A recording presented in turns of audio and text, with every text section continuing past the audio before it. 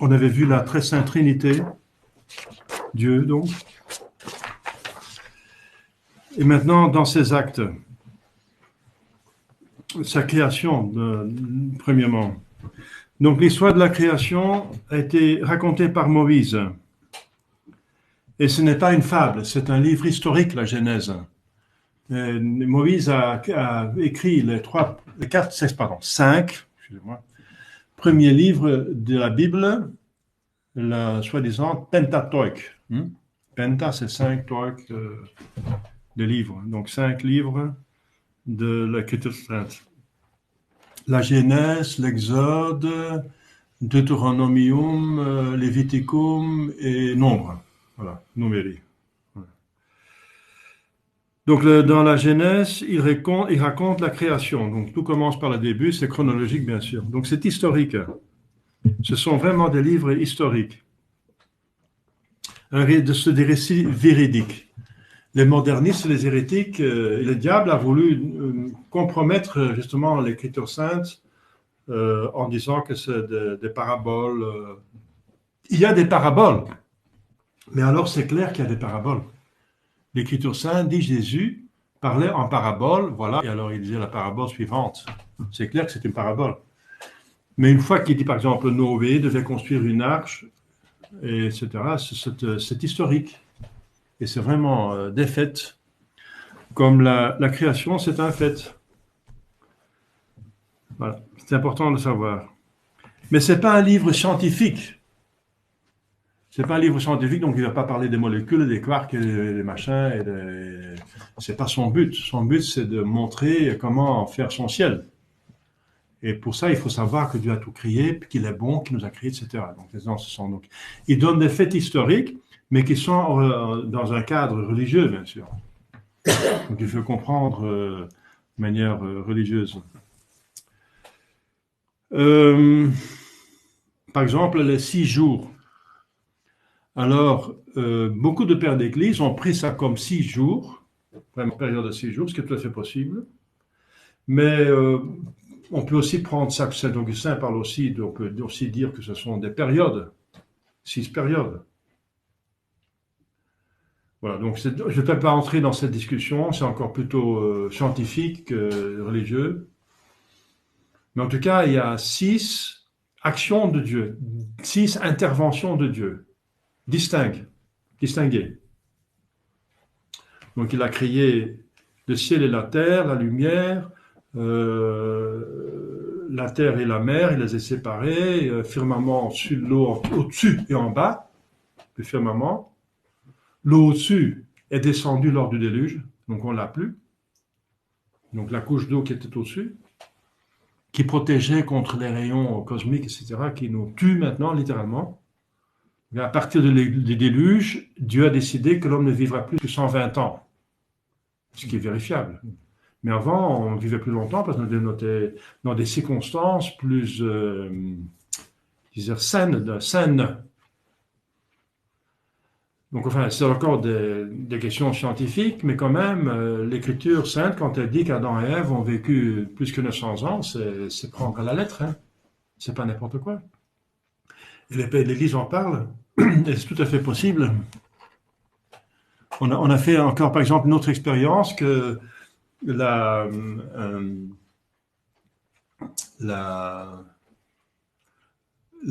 donc cette couche d'eau qui était avant le déluge, qui est tombée par terre, il y avait des cataractes, donc de l'eau qui sortait de la terre, mais aussi d'en haut, ça venait de tous les côtés, parce que vous pouvez dire si ce sont seulement les nuages. Ce sont les nuages qui pluient, il y a un peu plus d'eau qui sort de la terre, mais d'où est-ce qu'elle vient cette eau? Alors comment est-ce que cette eau peut tout d'un coup couvrir les montagnes et toute la terre? Pas possible. Et alors, si ça sort de la terre, d'où est-ce que ça vient? Et puis, il y a quand même la loi de l'attraction, donc ça doit retourner. Pourquoi ça sort tout d'un coup? Mais il y a des geysers, on dit ça, des geysers. Donc c'est un phénomène, bien sûr. Mais la plupart des eaux sont tombées d'en haut. Et après, c'est stabilisé, c'est entré dans la terre, mais ça a pris du temps. Donc d'où vient cette eau qui couvre les montagnes? Eh bien, c'était une couche d'eau qui était clairement, c'est dans la Genèse, qu'il y avait une couche d'eau au-dessus du firmament et en dessous. En dessous, c'est la mer, ça, c'est évident. Mais au-dessus, c'était une couche d'eau qui réglait plusieurs choses, qui réglait le climat. Donc, ça diffusait la lumière, ça diffusait la chaleur. Donc, il y avait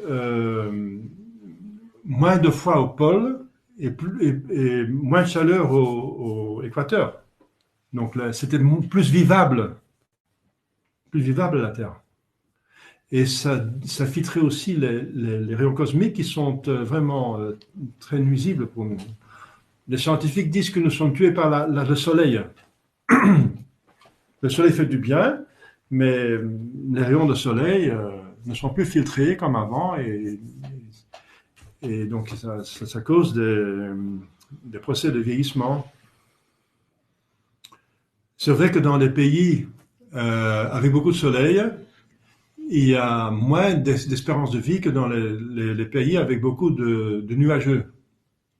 La Hollande a beaucoup de nuageux, elle est connue pour son fromage, ça vient des vaches, et les vaches sont là parce qu'il y a des prairies, et l'herbe vient de beaucoup de pluie, et le pluie vient beaucoup de nuages. Donc la Hollande est un pays très nuageux.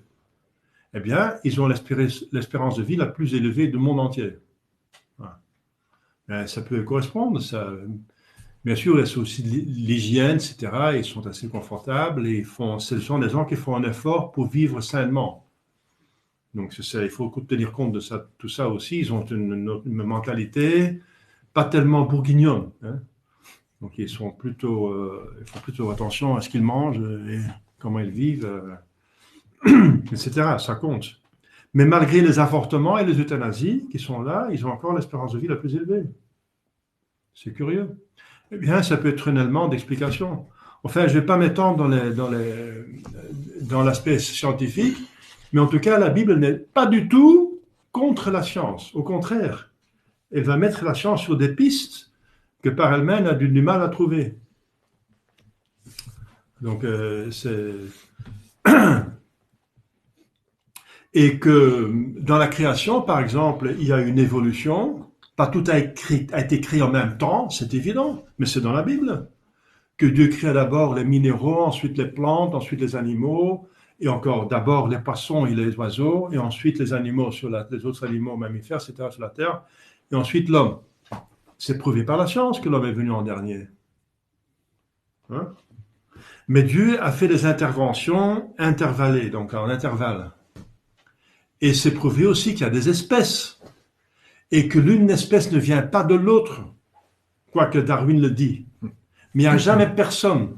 Si les gens existent déjà des milliers d'années, il y a maintenant plus que 7 milliards de personnes, presque 8 milliards. Alors, il n'y a jamais personne qui a vu une espèce changer en une autre. Jamais, personne. Jamais a venu voir une fleur devenir un animal devenir un homme, ou je sais pas quoi, devenir un poisson, devenir un mammifère, enfin, sauf les baleines, ils sont déjà mais ils sont pas devenus, ils sont déjà là comme ça. Mais on voit pas un changement d'une espèce à une autre. Donc le darwinisme, il est mort, hein. C'est pas raisonnable. Alors de dire que le plus haut vient du plus bas, c'est encore contre la logique. Ça répugne à l'intelligence. On ne peut pas ageler les circuits restés. C'est fondamental. C'est une vérité qui va de soi. Ça veut dire l'agir suit l'être. Pour commencer, il faut exister pour pouvoir agir. Dans ce sens, l'agir suit l'être. Donc ça, c'est la suite de l'être. Mais aussi, ça correspond à l'être. Une pierre se comporte comme une pierre, pas comme une plante. Elle n'est pas capable. Un animal se comporte comme un animal, pas comme un homme. Il est incapable de faire les mathématiques, etc.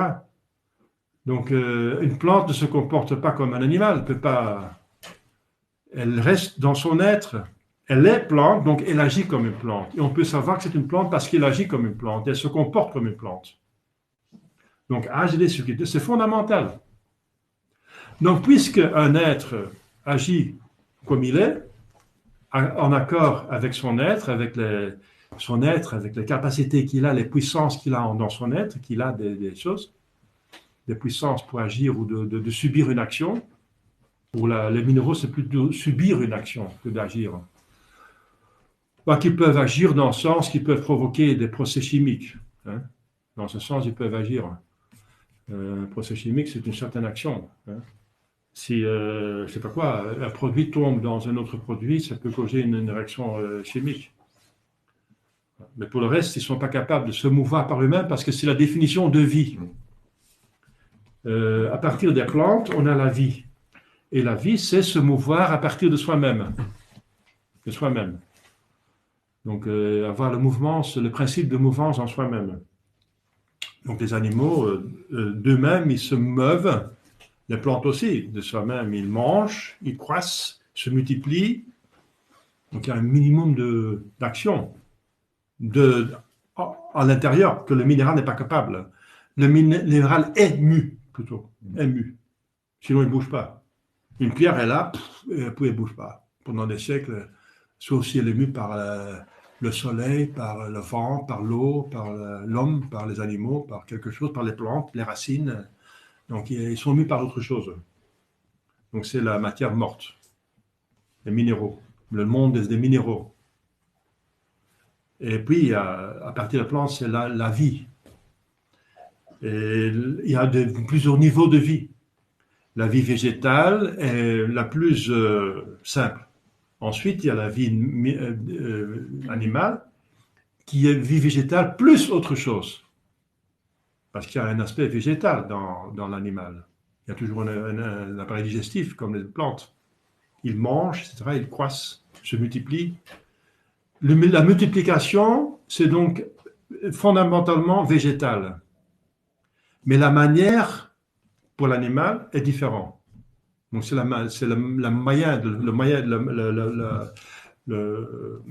fondamentalement, c'est encore. Donc c'est la manière, c'est différent.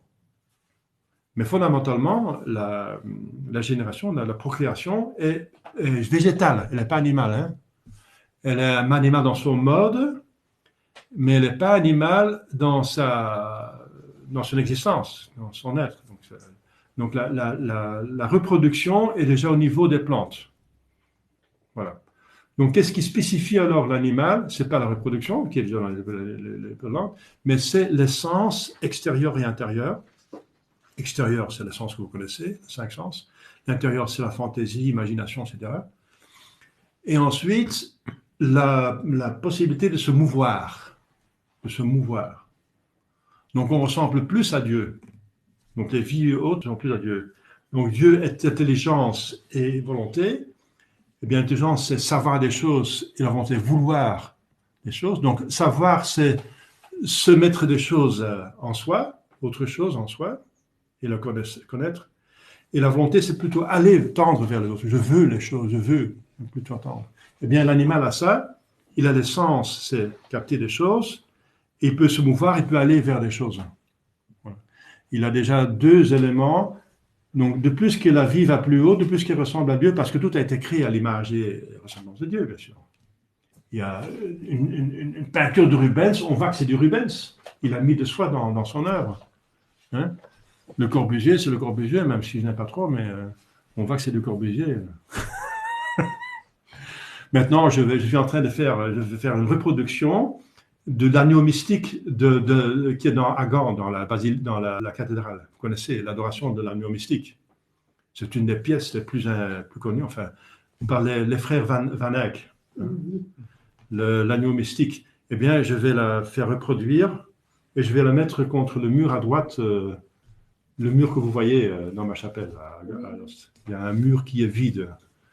Je n'aime pas les murs vides. Sauf si c'est pour vraiment méditer sur Dieu. Alors, il faut se mettre dans le vide plutôt, mais dans la messe, c'est plutôt une action. Et je vais mettre l'agneau, l'adoration de l'agneau. Ça s'appelle l'adoration de l'agneau de Dieu en flamand. En français, c'est l'adoration de l'agneau mystique. The Mystic Lamb, Adoration of the Mystic Lamb in English. Hein. Eh bien, voilà, donc...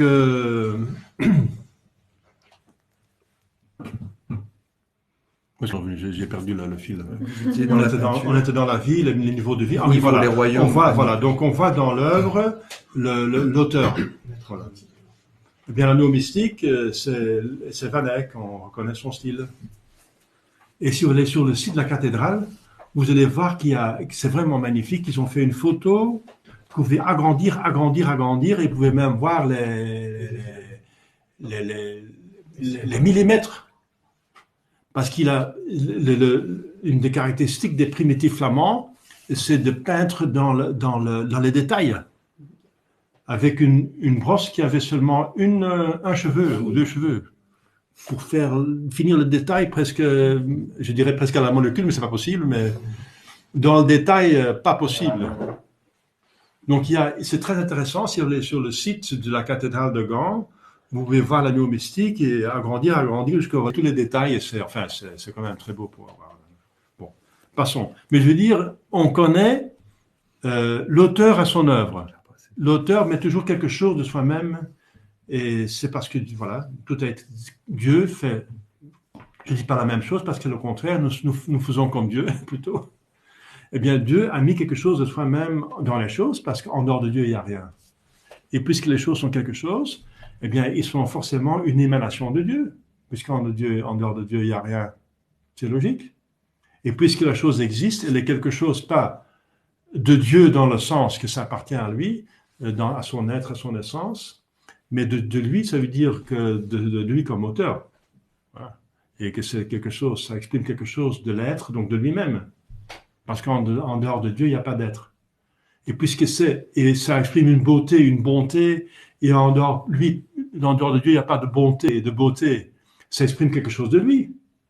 Donc c'est très compréhensible. Pourquoi, dans quel sens, tout a été créé à son image. C'est pas possible autrement. Parce qu'en dehors de Dieu, il n'y a rien. Et puisque ce qui est écrit existe, et c'est quelque chose, et forcément, c'est une émanation de l'être plénier, hein, en plénitude. Voilà.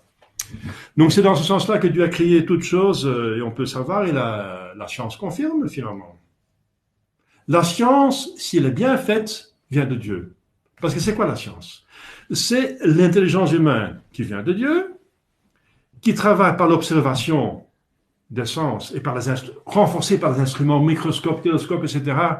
Ça vient encore de Dieu, ça vient de l'intelligence humaine un microscope, c'est fait par des matières qu'on trouve dans la nature. Hein. Même le plastique vient du pétrole, le pétrole vient des arbres, etc. Donc ça vient encore de Dieu. Donc tout vient de Dieu. Donc la science, si elle est bien faite, c'est l'intelligence humaine qui utilise les sens, tout ça vient de Dieu, par création, qui s'applique sur une facette, une partie de l'être, des choses qui existent, de l'univers. Mais une science qui s'occupe de tout, c'est la philosophie. Mais toutes les autres sciences s'occupent d'une certaine partie, la biologie, de la vie, la chimie des minéraux en tant que sont composables, décomposés, composés, décomposés. Chimie, c'est la science, comment composer, décomposer les choses, les éléments. En flamand, on dit scheikunde, ça veut dire le savoir diviser. Hein. Scheiden, ça veut dire diviser. Hein. Split. Voilà, la science s'occupe et la réalité vient encore de Dieu. Donc la science s'occupe de la réalité qui vient de Dieu par création. Et la science, c'est donc l'intelligence humaine qui est infaillible si elle est logique. Si le raisonnement est parfaitement logique, la conclusion est infaillible. Vous pouvez compter dessus que c'est vrai. Si 1 et 1 est 2, 2 moins 1 c'est 1. Vous pouvez compter dessus que c'est vrai, il n'y a pas de doute, le doute n'est pas raisonnable. Donc si l'intelligence humaine est bien utilisée comme il faut, elle peut arriver à des conclusions vraies, infaillibles, naturellement infaillibles, mais quand même infaillibles. Les sens aussi, et ça c'est le grand péché de Descartes, et l'esprit de Descartes qui est toujours partout, qui, hante toujours le monde moderne. Le doute, ça fait chic, n'est-ce pas? De douter. Je pense que je présume, voilà, même si c'est sûr, C'est certain, on présume encore. Donc pour Aristote, c'est une folie. C'est une folie de douter de l'évidence sensible.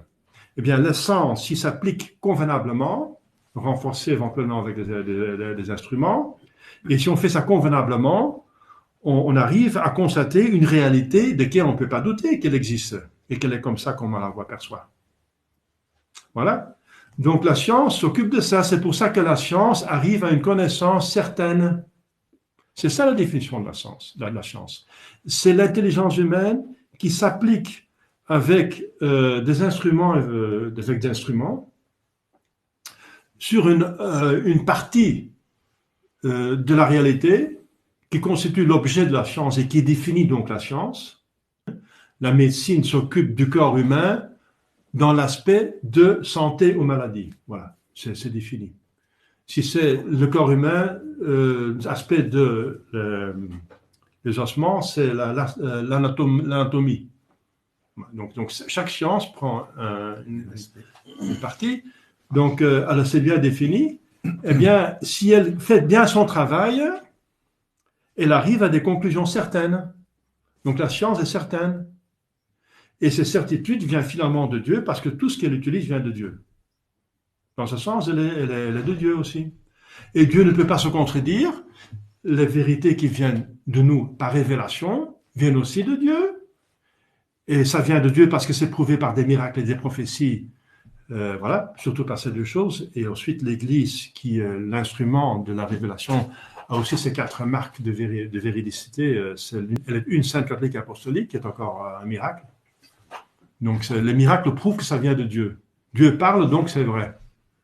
Et cette vérité de Dieu ne peut pas contredire l'autre vérité de Dieu. Donc, la science ne peut pas contredire la foi. Si la foi, bien sûr, est exercée de manière convenable, on consulte les sources pures, pas les sources contaminées comme maintenant l'évangile de Jérusalem, la Bible œcuménique.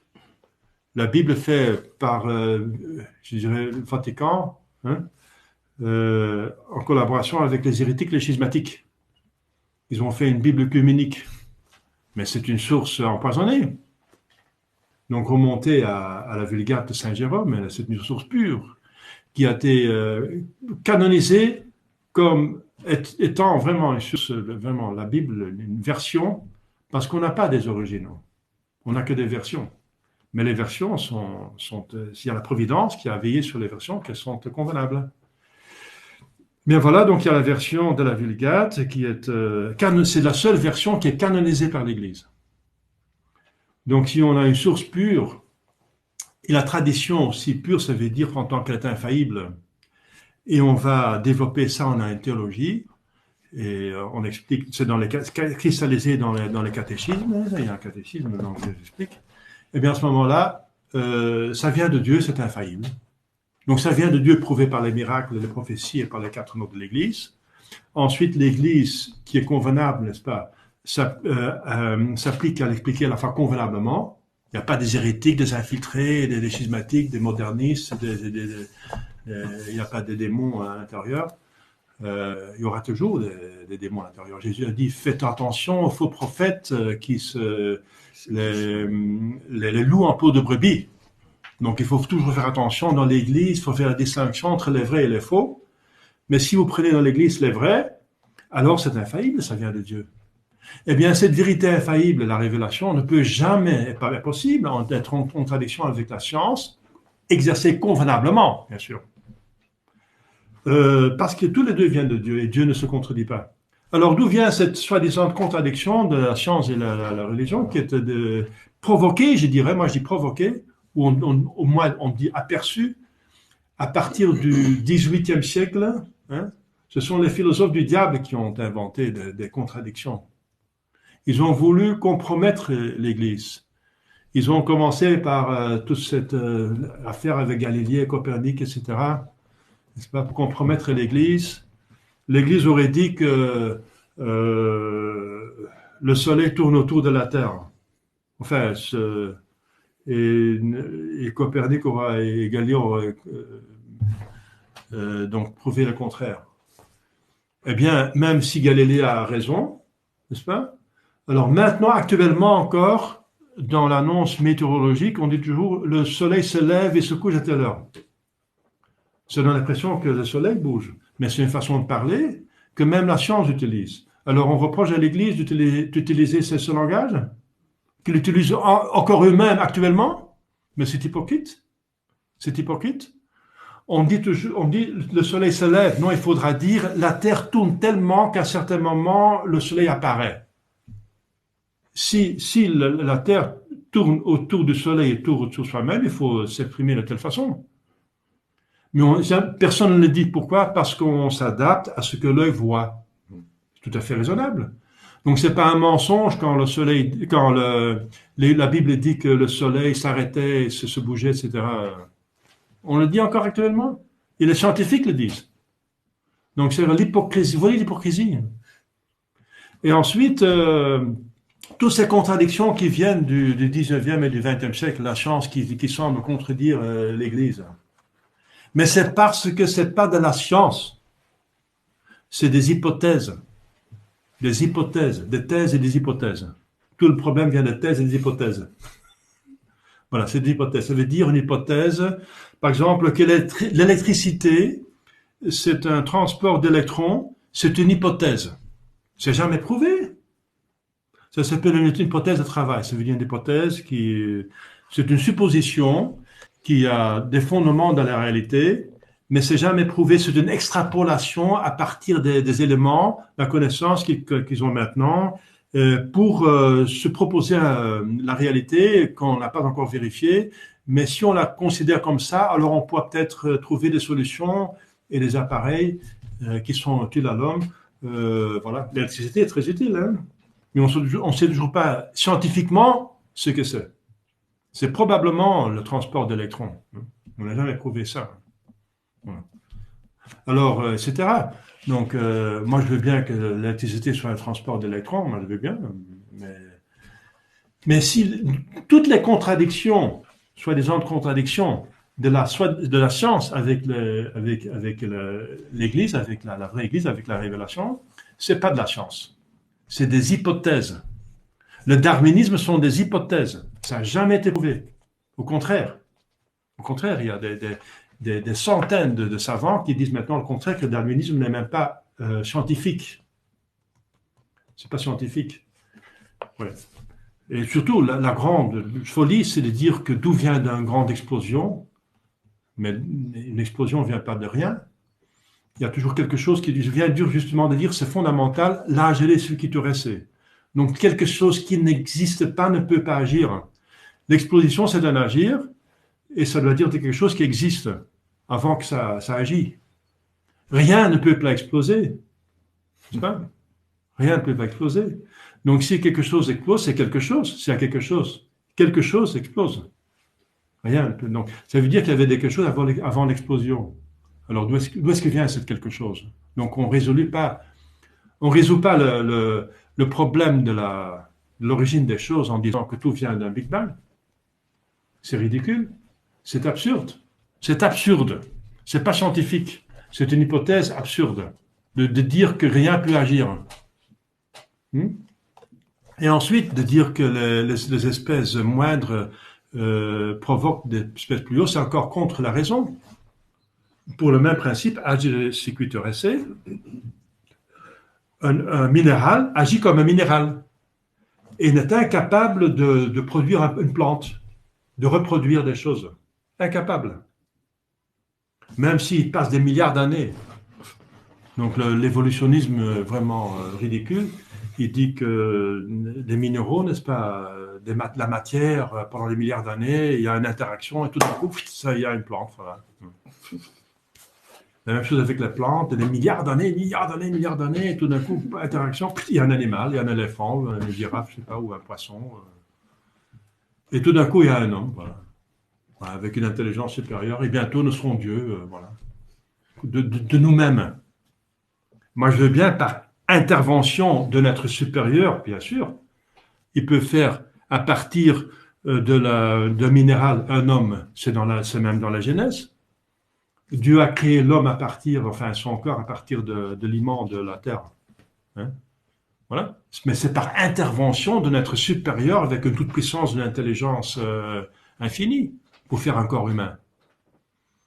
Donc, donc je répète, la vraie science jamais a contredit et ne pouvait pas et ne contredit jamais la vraie religion. Voilà.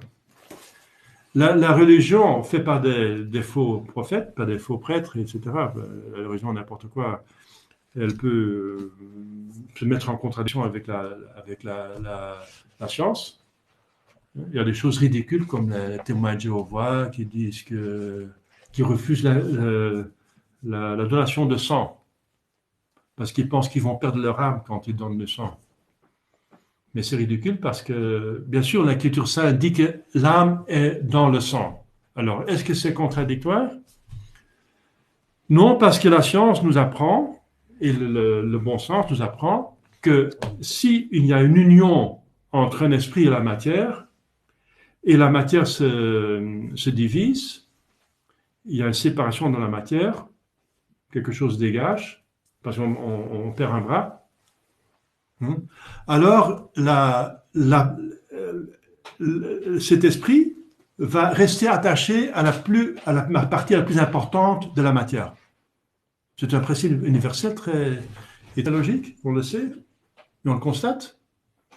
Quand on perd un bras, le bras est amputé, l'âme va avoir le choix entre se mettre dans le bois et quitter le corps, parce qu'en tout cas, l'esprit est un. C'est encore un autre principe qu'on peut prouver par la vraie philosophie, par la science.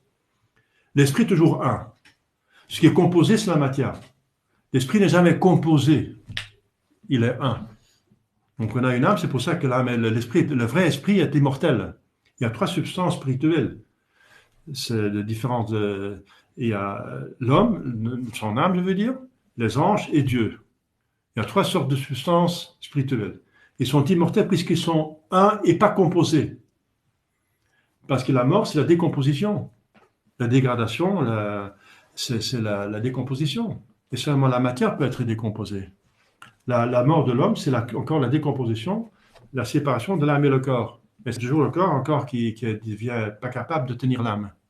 C'est toujours la matière qui est cause de la décomposition. Voilà.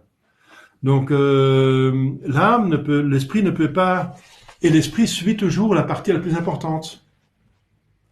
Comme tout le monde sait, si on ampute un bras, l'âme reste dans le corps et pas dans le bras. Elle a choisi la partie la plus importante parce qu'elle ne peut pas être dans les deux à la fois. Donc le bras va mourir et même si on coupe encore les 2 jambes, l'âme va encore rester dans la partie la plus importante. Si on coupe quelque chose de vital, alors c'est la mort. Le corps ne peut plus exister si c'est vital. On enlève le cœur ou 2 reins, alors c'est fini. Parce qu'alors, c'est impossible que le corps fonctionne sans vital, les éléments vitaux. Voilà. Eh bien, c'est un principe universel que l'esprit suit toujours la partie la plus importante du corps. Et c'est même dans l'eau bénite, vous savez. Hein. L'eau bénite, c'est encore un esprit qui est uni avec une matière. Par la puissance donnée par Dieu à Saint-Pierre, ce que vous liez sur terre serait lié sur le ciel, dans le ciel, et ce que vous liez sur la terre serait lié sur le ciel. Eh bien, il a le pouvoir de faire les sacramentaux, de lier une grâce à une matière. Mais alors, quand la matière, si vous avez encore peu de l'eau bénite, il n'y a pas de prêtre. Normalement, c'est un prêtre demander l'eau bénite, mais si vous n'avez pas de prêtre, eh bien, vous pouvez ajouter 40% de l'eau dans votre eau bénite. 40%, alors ce tout, vous avez de l'eau, il a le choix. Est-ce que je vais prendre la forme de l'eau simple ou la forme eau bénite? Eh bien, c'est le 60% qui l'emporte, c'est la partie la plus importante. Donc l'eau bénite, ça va être eau bénite. Donc il y a un seul esprit qui peut, enfin un esprit, c'est au sens impropre de parler. La forme, c'est comme quasi un esprit dans les choses matérielles, mais il n'y a pas d'esprit dedans, mais c'est quand même une forme. Ça se comporte quelque part comme ça ressemble à un esprit. Voilà. C'est la forme de la chose. Donc la matière, en tant que matière, c'est comme cette tasse, c'est une matière, mais ça a la forme tasse. Et la même matière, on peut faire autre chose. Si on la casse, ça devient, je sais pas quoi, des minéraux, on peut faire C'est comme la terre, ça peut devenir du sable. Hein. Donc on détruit la forme tasse, ça devient sable. Eh bien, donc si on ajoute 40% à chaque fois, on peut faire un hectolitre d'eau bénite, hein, en ajoutant à chaque fois 40%. C'est à cause de ce principe que l'esprit suit toujours la matière la plus importante, pourtant qu'il est encore possible de l'informer. Eh bien, on applique ça à l'âme. Eh bien, si on donne du sang, même si l'âme est dans le sang, mais on donne du sang, alors l'âme qui est une ne peut pas se diviser. Elle va faire le choix entre le sang qui est versé et le sang qui est encore dans le corps. Mais elle va bien sûr choisir le sang qui est dans le corps, puisque c'est la partie la plus importante. Et le sang, sans le corps, ne peut... Donc l'âme va être pas dans le sang. Donc les témoins de Jéhovah se trompent. Il interprète mal. Et Jésus donne aussi son sang, n'est-ce pas? Et le sang, ça signifie qu'on donne sa vie. Parce que si on donne tout son sang, alors il y a quelque chose de vital qui manque dans le corps. Alors bien sûr, l'âme se sépare du corps. Elle va même quitter le sang. Hein? Et c'est même saint Thomas va l'affirmer dans l'adoration, enfin dans la vénération du précieux sang à Bruges. Donc il y a une relique à Bruges du précieux sang. Eh bien, comment est-ce possible qu'il y a du sang à Bruges puisque Jésus est ressuscité? Parce que la résurrection, c'est de nouveau rendre le corps vivable et s'unir l'âme avec le corps. Eh bien, saint Thomas dit que le sang qui a été versé après sa mort, Jésus n'a pas repris. Donc le sang qu'il a versé avant sa mort, c'est ce sang-là qui va reprendre pour ressusciter. Voilà. Donc le sang qui est à Bruges, c'est le sang, et ça prouve que ça vient de Dieu par des miracles encore, parce que pendant 100 ans, 150 ans, c'est devenu liquide tous les vendredis à 3 heures. Donc il y a une relique quand même importante à Bruges. Hein? C'est le précieux sang de Jésus-Christ. Dans une ampoule, oui. Dans la chapelle du précieux sang. Et c'est pas adorable parce que la divinité s'est séparée de cette... Mais c'est hautement vénérable, comme une des reliques les plus importantes, comme la couronne d'épines qui est à Paris. Voilà.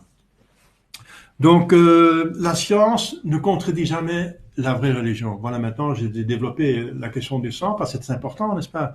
Notre religion est fondée sur Jésus-Christ. Jésus-Christ a versé son sang, ça veut dire donner sa vie pour nous. Il est mort pour nous. Donc, c'est ça toute la vénération du précieux sang de Jésus. Ça signifie sa donation de vie et un sacrifice sanglant. Donc le sang signifie le sacrifice, la passion et la donation de vie. Voilà. Donc c'est tout le symbolisme du sang. C'est pour ça que la vénération, la dévotion au précieux sang de Jésus, c'est tellement important. Ça nous met en contact avec l'essentiel, la rédemption et même la création. Le sang, c'est des créations de Dieu, c'est la création de son corps, de Jésus-Christ, et en tant que donné... Voilà, en prix de nos péchés pour ouvrir le ciel. Donc c'est très important parce que nous sommes attaqués très fortement là-dessus, sur la Genèse, sur toute cette histoire de... Alors si la Genèse n'est pas vraie, ça veut dire que ce sont des fables, alors toute la religion c'est des fables, et voilà, et on peut rejeter toute la religion. Parce que c'est un tout, ça fait un tout. La religion fait un tout, donc si on perd une partie du tout, c'est tout. C'est un tout intégral, donc si on ne peut pas le désintégrer, sinon il est mort encore. Une hérésie vous fait perdre toute la foi. Même si vous croyez encore 99% des vérités, mais vous avez une hérésie, vous êtes quand même un péché mortel, vous êtes déconnecté, vous êtes hérétique, vous êtes en dehors de l'Église. Par une hérésie, vous êtes en dehors de l'Église. C'est dans le catéchisme.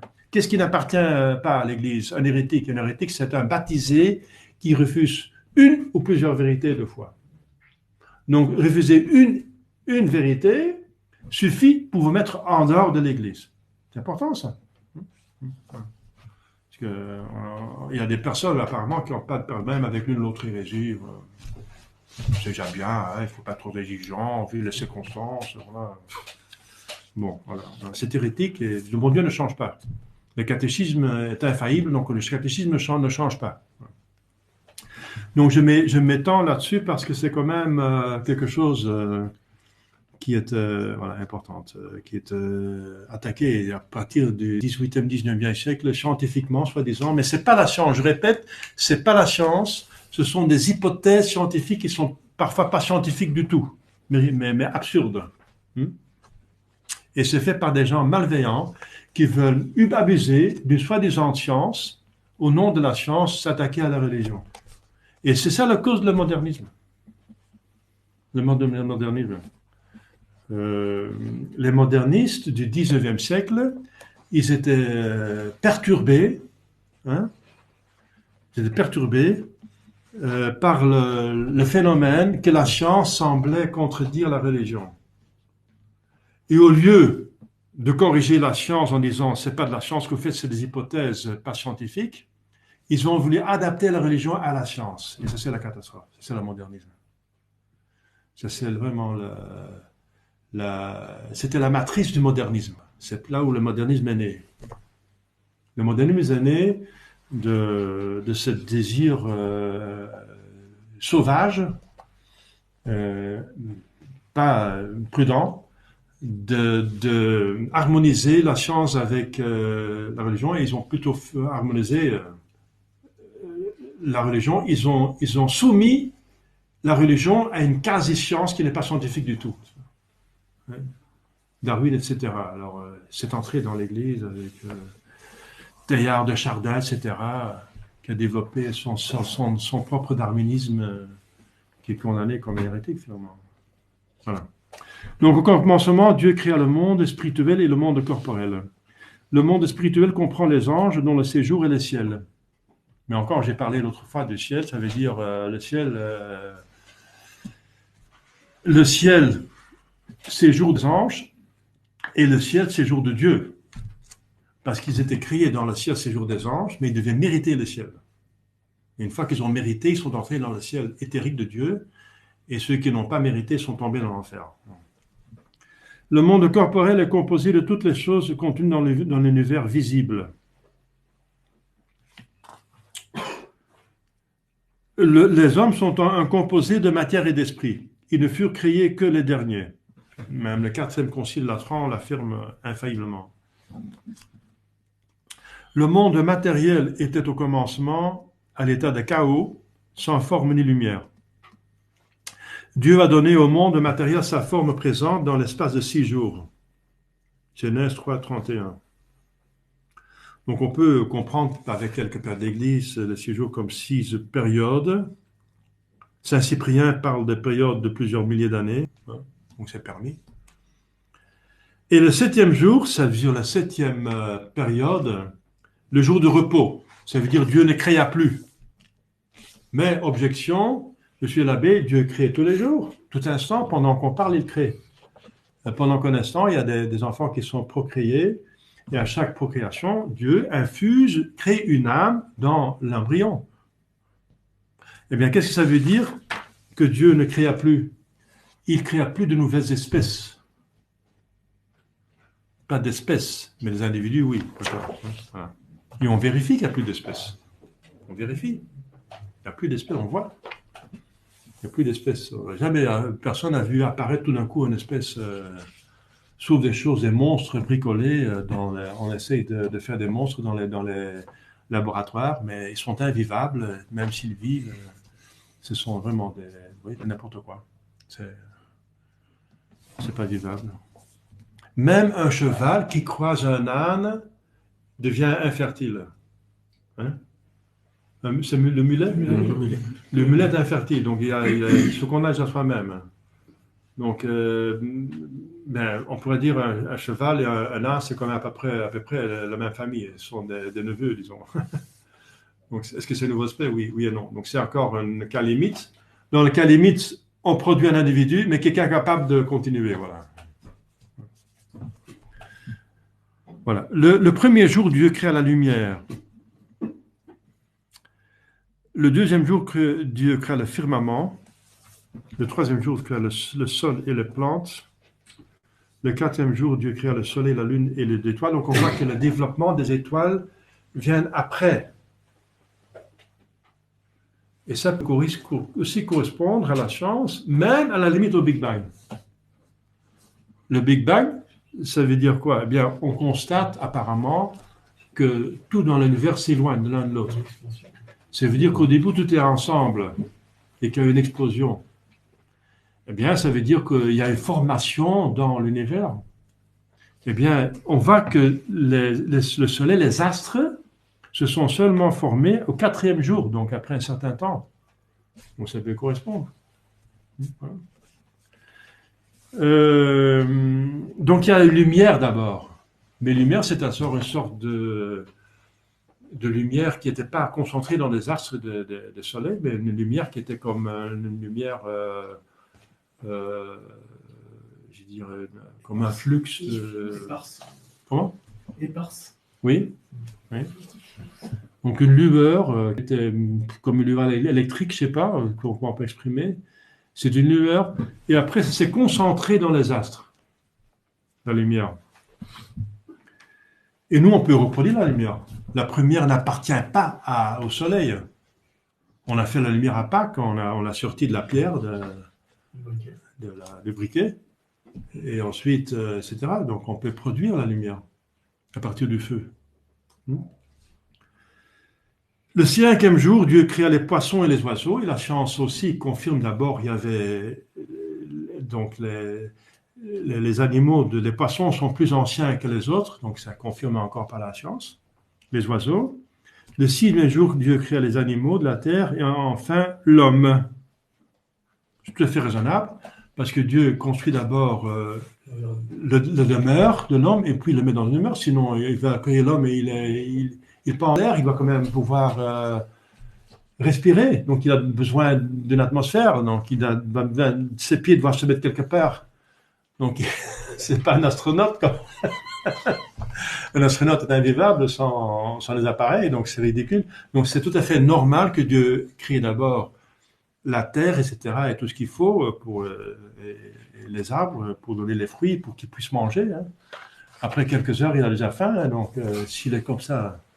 Donc c'est normal qu'il construit l'homme, d'abord il crée donc tout son domaine, le domaine de l'homme qui est le roi.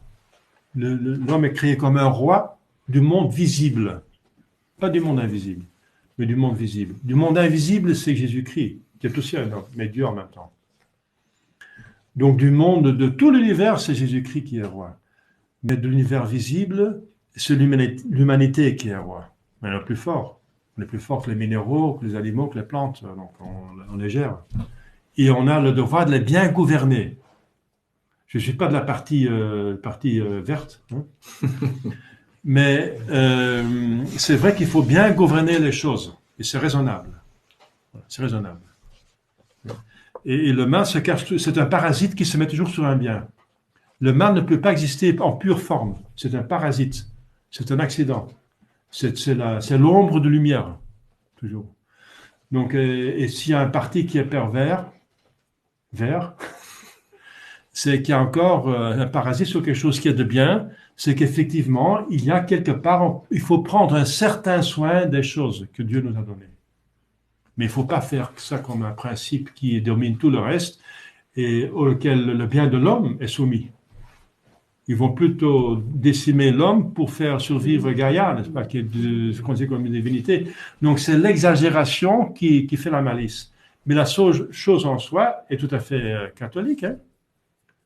Tout à fait catholique. Dans un parti catholique, il faudra aussi gérer comment on gouverne la planète convenablement, hein, avec la science. Pas dire que le climat change si ça n'a jamais été prouvé. Il n'y a pas de preuve. Il y a plein de scientifiques qui disent le contraire. Que le climat ne change pas, on ne chauffe pas, mais on évolue vers une période... glaciaire, oui. Hein? Vers un âge glaciaire. Un âge glaciaire, oui, il y en a qui disent le contraire. Et c'était toujours comme ça dans l'histoire de l'univers, la Terre, qu'il y avait des périodes. Et ça appartient à beaucoup d'éléments, pas seulement à ma petite diesel ne va pas causer le problème, au contraire... On a prouvé que de plus qu'il y a de CO2, de plus qu'il y a de verdure. Parce que la verdure mange le CO2. Donc, c'est la nourriture pour la verdure. Donc, ça développe les forêts, ça développe la végétation. Et c'est la végétation qui va convertir le CO2 en oxygène. De plus qu'il y a de CO2, de plus qu'on donne de la nourriture à la nature. Le CO2, c'est la nourriture de la nature, la verdure. Alors, où est le problème? Le carbone, c'est la vie. Mais c'est planter plus d'arbres et de forêts au lieu de les casser. Voilà. On va quand. Je ne dis pas que l'Inde et la Chine a raison, hein, parce qu'ils font de la pollution qui n'est pas raisonnable. Mais on voit le phénomène que la verdure progresse le plus en Chine et en Inde, parce que ce sont les plus grands polluants de CO2. Eh bien, on voit une verdure même par les photos, n'est-ce pas, de satellites. On voit une verdure énorme, incroyable en Inde et en Chine. Mais c'est normal, parce que ça développe les plantes, justement. Hein? Voilà. Donc, le CO2, ce n'est pas un problème. C'est une solution même. Mais mettez plus de verdure et tout le monde aime la nature. Mettez plus d'arbres et partout. Mettez partout des arbres et des fleurs et des plantes. Tout le monde va être content. Et moi, je peux promener ma diesel. Je ne serai plus content. Maintenant, je ne peux pas entrer en Vers. Je ne peux plus entrer en ma ville avec ma diesel. Donc, voilà, allez. Donc, soyons raisonnables. Le 7e jour, Dieu se repose. Ça veut dire plus de nouvelles, de nouvelles espèces. Voilà. L'histoire de la création nous montre que Dieu a fait le monde d'après un plan défini. Un plan. Dieu est tout. Donc, Dieu est raisonnable, Dieu est intelligence. Son agir est un avec son intelligence. Donc, il agit toujours intelligemment, prudemment et sagement. Il est un. En Dieu, tout est un. Puisque l'Esprit est un, il est un. Il est un, il est tout. Et le tout, c'est un mot qui peut être exprimé par un verbe, le verbe. Par Dieu seulement, parce qu'il faut être Dieu pour comprendre Dieu et exprimer Dieu. Alors, c'est un plan. Dieu procède de l'imparfait au plus parfait. On a déjà vu. On a vécu nous-mêmes. C'est vraiment existentiel, comme on dit. J'ai vécu moi-même, évoluer de l'imparfait au parfait. Je vois sourire les dames, là. Ils savent très bien comment c'est l'évolution de l'enfant. Hein? Ça a évolué de. On est dans le sein de la mer, on développe, on active le niveau végétal. Quand on est né, on active le niveau animal. Et après quelques années, on développe le niveau humain. Et si on est chrétien, les parents ont fait en sorte qu'on a déjà le niveau surnaturel aussi, hein, qu'on développe en même temps qu'on développe le niveau humain, parce qu'il faut être homme pour être chrétien, quoi. Donc une fois que l'intelligence fonctionne, la volonté, on peut activer la foi, l'espérance, la charité de Dieu qu'on a déjà reçue avec le baptême quand on est baptisé comme petit enfant. Donc c'est comme ça. Donc de l'imparfait au plus parfait. Voilà. Donc, les 3 premiers jours, Dieu sépare les êtres les uns des autres. Les 3 suivants, il orne ce qui existe. Voilà. Il y a un rapport entre les 2 séries de jours. Le premier jour, il créa la lumière, le 4e jour, les corps lumineux. Le second, il sépara les eaux et les atmosphères. Le 5e, il peuple les unes des poissons et les autres d'oiseaux. Donc, il y a un ordre. Le 3e, il fit la terre ferme, et le 6e, il y plaça les animaux et l'homme. L'histoire de la création nous montre en outre que le monde n'est pas éternel. Père, glorifie-moi, dit Jésus, auprès de vous, de la gloire que j'avais en vous avant que le monde ne fût. Donc le monde n'est pas éternel dans le passé. Il y a encore des philosophes grecs qui ont dit peut-être que le monde est éternel. Puisque Dieu est éternel, de toute éternité, il aurait pu avoir créé... Mais c'est absurde de le dire. Saint Thomas le refute. Parce que créer, c'est un acte. Et un acte se fait à un moment déterminé. Et un moment déterminé, ce n'est pas l'éternité, c'est un moment. Donc, comment est-ce qu'un moment peut être l'éternité?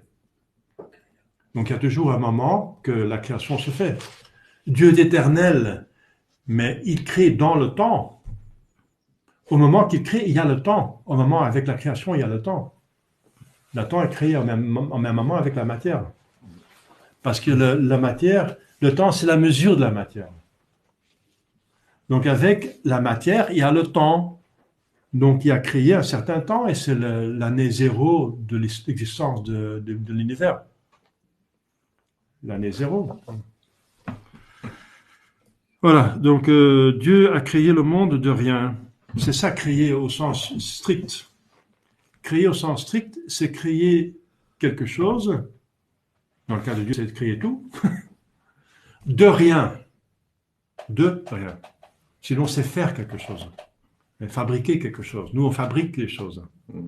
Mais on ne crée pas les choses. Alors, on utilise au sens impropre le verbe créer pour un artiste qui crée voilà, une œuvre. Mais c'est parce qu'il est original. Voilà, il est original. Mais il n'a pas créé de rien parce que pour créer, là, j'ai utilisé sa matière grise qui a déjà une création.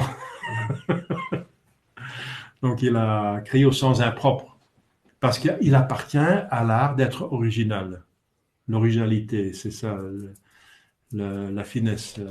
La photographie, n'est-ce pas, en tant qu'art, ça reproduit la réalité, mais la manière, l'angle, la composition, le moment, le jeu de lumière, tenir compte des circonstances, etc., c'est déjà l'artiste qui émet son truc. Ça fait que la photo est artistique. Ouais. Il en a ajouté quelque chose.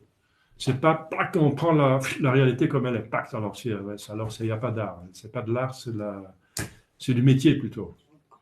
Il y a le photographe métier, celui qui prend les photos d'identité, n'est-ce pas, des cartes d'identité, et l'artiste qui met quelque chose. Voilà. Moi j'ai fait ça, donc j'étais bien de ce que je parle. On met en un tiers le focus, on fait des lignes en diagonale pour sur une photo qui a 2 dimensions, de suggérer une 3e dimension. Le défi de la photographie, et aussi, je suppose, de peintre, un des défis, c'est de suggérer une 3e dimension dans la matière qui n'a que 2 dimensions. C'est ça, l'art. Un des éléments dont autre chose, la composition, bien sûr, des couleurs, c'est aussi important. Mais moi, j'ai travaillé avec des noirs et des blancs. Je l'ai développé moi-même. Alors, on peut en développement encore tricher, enfin, à développer, je veux dire, corriger des choses en mettant plus de chaleur sur une partie, ça développe plus qu'une autre partie de la photo. Donc, on a plus. C'est un art, voilà, on peut faire ressortir des choses. Voilà. Donc, Dieu a créé le monde de rien. C'est ça la création au sens propre, c'est de rien. Important. Tout ce que Dieu a fait était très bon, encore important, contre l'hérésie des manichéens ou l'erreur des manichéens. Tout ce que Dieu a fait est bon. La matière est bonne en soi. C'est l'abus de la volonté libre qui rend la matière mauvaise.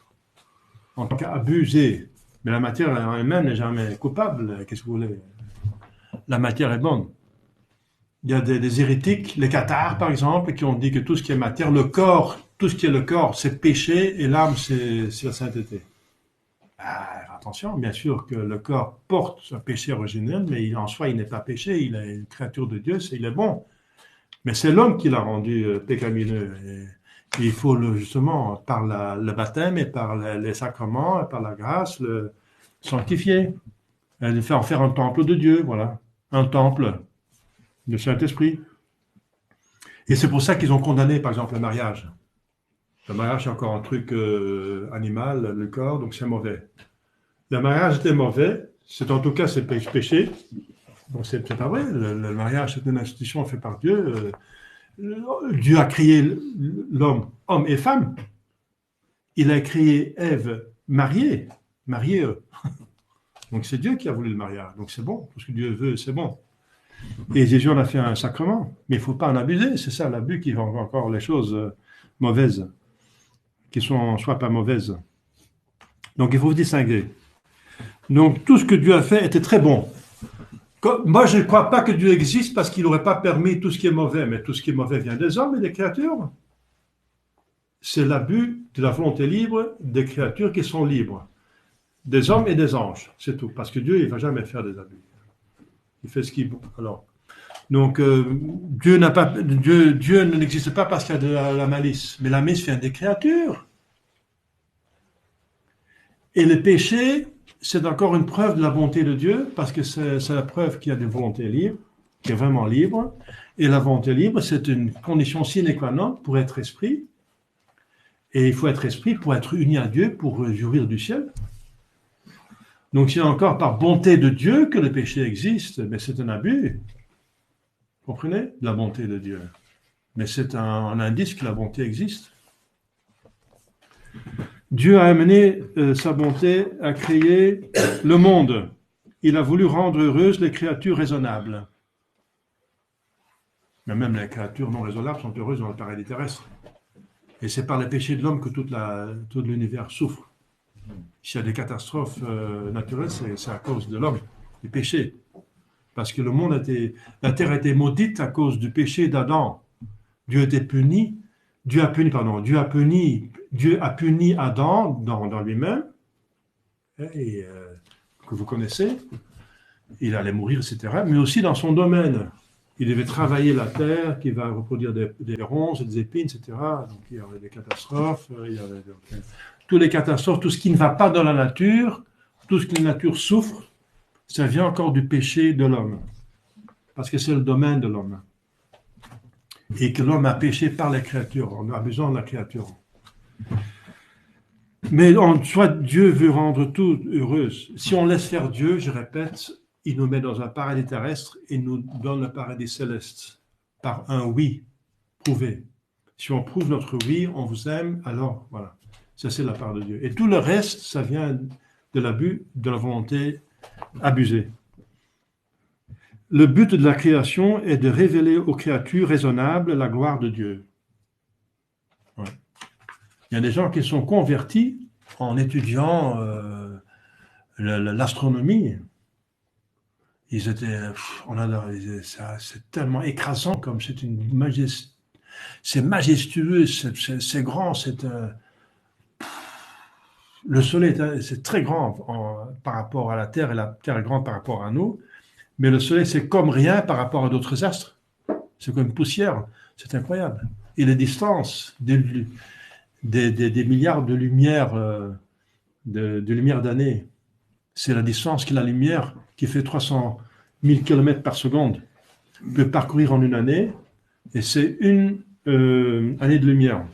Il y a parfois des milliards de lumières en année, les planètes, les astres sont... donc et c'est harmonieux, il y a une structure, il y a un plan, il y a des mouvements qui sont tout à fait harmonieux les uns par rapport aux autres. Il y a des lois qui gèrent tout ça, il y a une beauté. Et alors le monde du micro, alors le même phénomène, on trouve dans le microcosme. On va comme des planètes, comme des électrons, des neutrons, des quarks, etc. Et alors le monde des végétaux, des animaux, le corps humain, on n'en finit pas, n'est-ce pas? Ça chante la gloire de Dieu, ça chante sa bonté de nous avoir créés, ça chante son intelligence, sa toute-puissance, sa beauté. C'est un artiste. Il y a une beauté dans tout ça en même temps. Et c'est tout en une fois.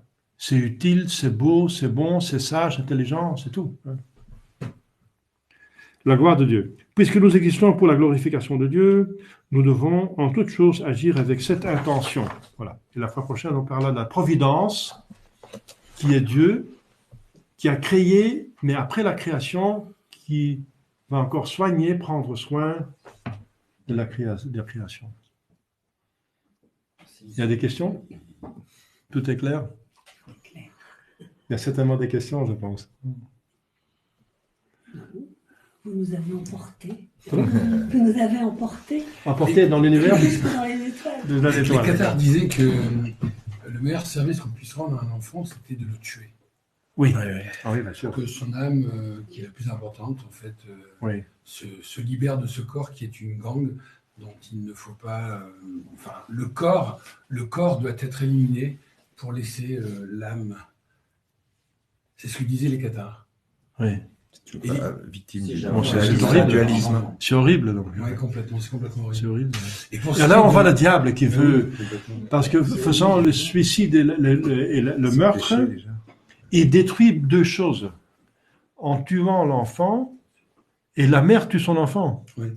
Eh bien, la mère, elle fait un péché contre nature et épouvantable, donc elle perd la vie surnaturelle, elle perd son ciel, et l'enfant, il perd tous les deux, finalement, quelque part. Parce que la nature est détruite, son corps est détruit, et son âme n'est pas capable, il n'a pas le droit, il n'a pas la possibilité d'avoir des mérites, d'acquérir des mérites.